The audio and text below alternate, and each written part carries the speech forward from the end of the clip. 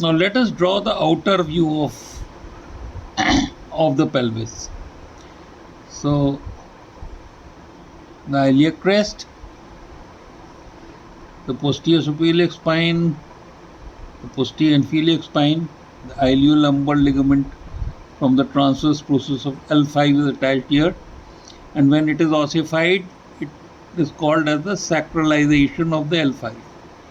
The greater sciatic notch, the ischial spine, the lesser sciatic notch, the ischial tuberosity, and the anterior superior spine, anterior inferior spine, pectineal eminence, notch for artery, vein and nerve, pubic tubercle, pubic crest, pubic symphysis, and istiopubic ramus. And here you have the obturator foramen, and here under the pectineal eminence you have this acetabulum, which is articular cartilage and non-articular cartilage portion, and here you have the transverse acetabular ligament. Here you have the sacrum, and from the sacrum you have the sacrotuberous ligament, and you have the sacrospinous ligament. We told you that the piriformis emerges from the greater sciatic notch, coming in this direction to get inserted into the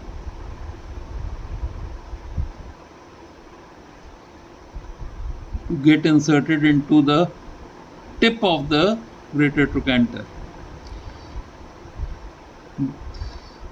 The structures passing above are the superior gluteal artery, vein and nerve, inferior gluteal artery, vein and nerve, three nerves, which is the sciatic, the posterior cutaneous nerve of thigh and nerve to quadratus femoris, and pin structures which get out of this notch and re-enter the lesser sciatic notch. Pin structures are pudendal nerve, internal pudendal artery, and nerve to obturator internus. So let us make the obturator internus emerging out of the lesser sciatic notch, and the pin structures entering it. Then from here you have this tendon of the obturator internus. It is converted into a tendon, but it is flanked by two muscles, the superior gemellus and the inferior gemellus. So these are going to get inserted into the trochanter.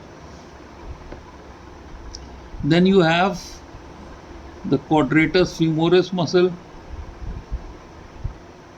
again going to get attached to the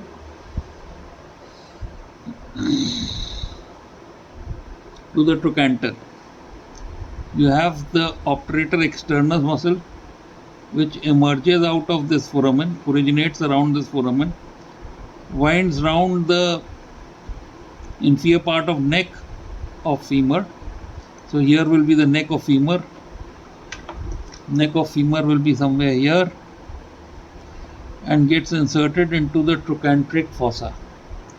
So this is the obturator externus muscle, winds round the inferior border of neck of femur. So here will be the neck, here will be the head, here will be the neck, and this muscle is winding round the neck. From the obturator foramen also emerges the obturator artery, and this artery gives a branch which passes under this transverse acetabular ligament, and this also gives rise to another ligament from here which goes and gets inserted into the head of the femur. This is called as the ligamentum teres. And this artery is here.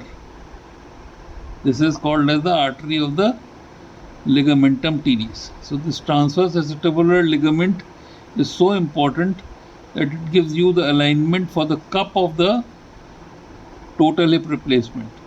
Because if you align it with this, the anteversion will be all types of version will be correct. It will be aligned to the acetabulum. So this transverse acetabular ligament is extremely important. So then you have the ischial tuberosity here.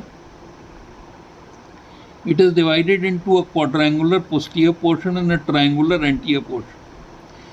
The quadrangular posterior portion is divided by a diagonal line into an upper lateral and lower medial.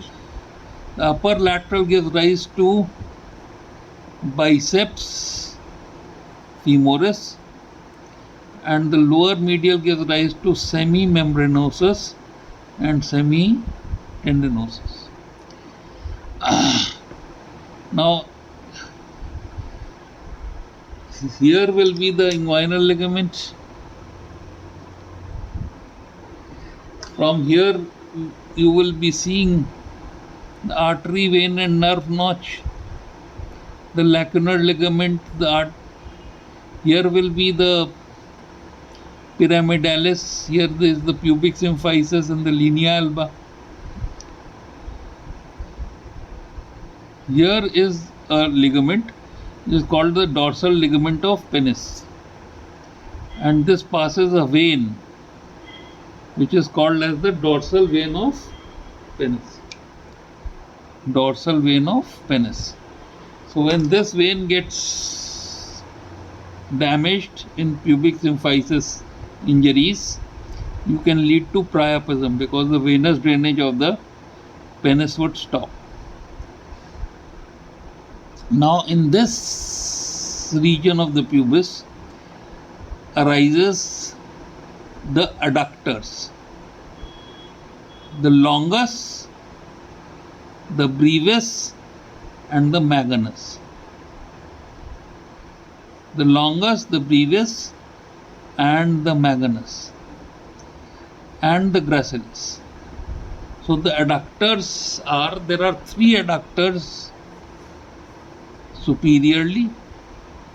They are the pectineus and obturator externus and quadratus femoris. These are three superior adductors, and the three inferior adductors are adductor longus, brevis and magnus. So there are 6 adductors of the thigh. Superiorly, the obturator externus is sandwiched between pectineus in front and quadratus femoris behind. Inferiorly, you have the adductor longus, brevis and magnus. Then you have the gluteus maximus, which originates from this region and from the whole of the sacrotuberous ligament, which covers all these muscles on this side. You have the medius from in between, and you have the minimus from anterior side, and from the iliac tuberosity you have the tensor fascia lata, which gets converted into the iliotibial band. So this finishes the outer anatomy of the pelvis.